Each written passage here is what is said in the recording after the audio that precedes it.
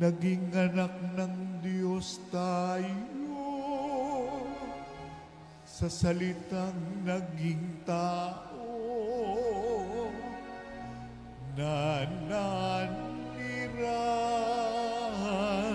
sa mundo. Alleluia, alleluia.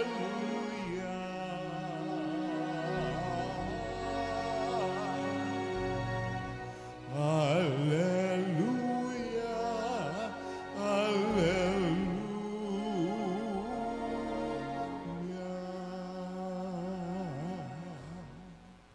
Sumainyo ang Panginoon.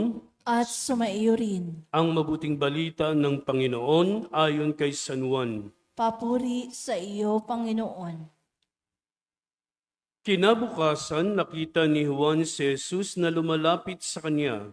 Sinabi niya, "Ito ang kordero ng Diyos. Ito ang nag-aalis ng mga kasalanan ng sanlibutan." Siya ang tinutukoy ko nang sabihin kong dumarating na kasunod ko ang isang higit sa akin sapagkat siya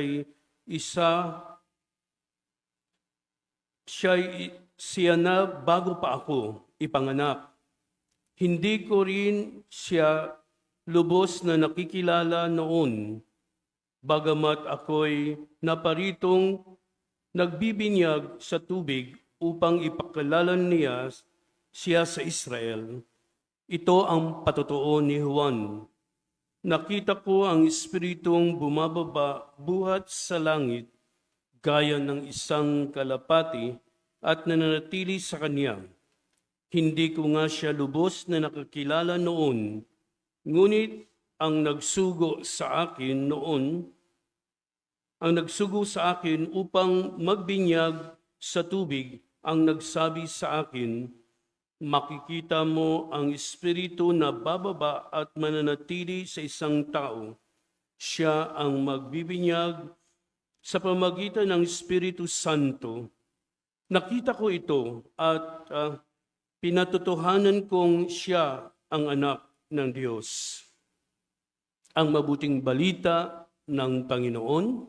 Pinupuri ka namin, Panginoong Hesukristo. Umupo ang lahat.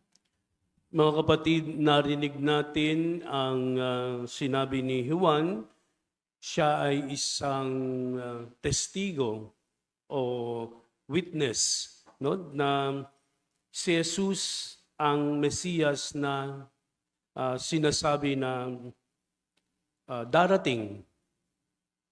Kaya noon ay hindi pa alam ni Juan Bautista, no, ang tungkol kay Jesus. Ipinahayag niya na may darating na higit sa kanya. So tayo, kapag tayo ay sa buhay natin, mayroong mga tao na mas higit sa atin, sometimes nagsiselos tayo, naiinggit tayo. Yan ang nature daw ng isang tao. Kapag mayroong mas higit sa kanila o mas mataas sa kanila, yung iba natutuwa, lalo na kung ito ay kanilang kamag-anak. Pero kung titingnan natin, si Juan Bautista, kamag-anak niya si Jesus, no? Kaya siya ay natutuwa, no? Pero hindi niya lubos nakilala si Jesus. Kaya nung makilala niya si Jesus at alam niyang higit sa kanya si Jesus, ay natuwa siya at ipinahayag niya na ito yung sinasabi ko sa inyo noon na darating.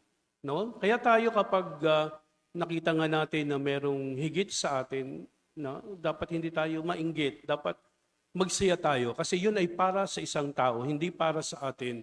Maaring ikumpara natin yung ating sarili, no, sa ibang tao, pero may higit sa atin, may mas kakayanan, may mas abilidad. Tayo rin ay meron tayong sariling kakayanan at abilidad. Kaya hindi natin to dapat kainggitan, bagkus ito ay maging silbing parang aral sa atin na tayo ay magsumikap para tayo ay lalong umangat, lalo na sa ating buhay.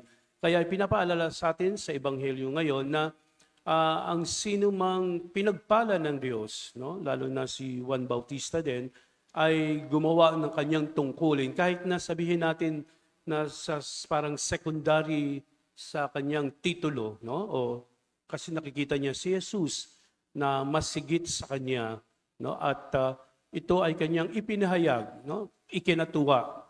Tayo rin dapat ikatuwa natin ang mga bagay na ito dahil ang Diyos ay may plano para sa atin na dapat nating tanggapin, dapat nating sundin. Ito yung plano na mas maganda kaysa sa iniisip nating plano natin sa buhay. Kaya kailangan magpasalamat tayo lagi sa Diyos sa mga biyayang tinatanggap natin sa buhay.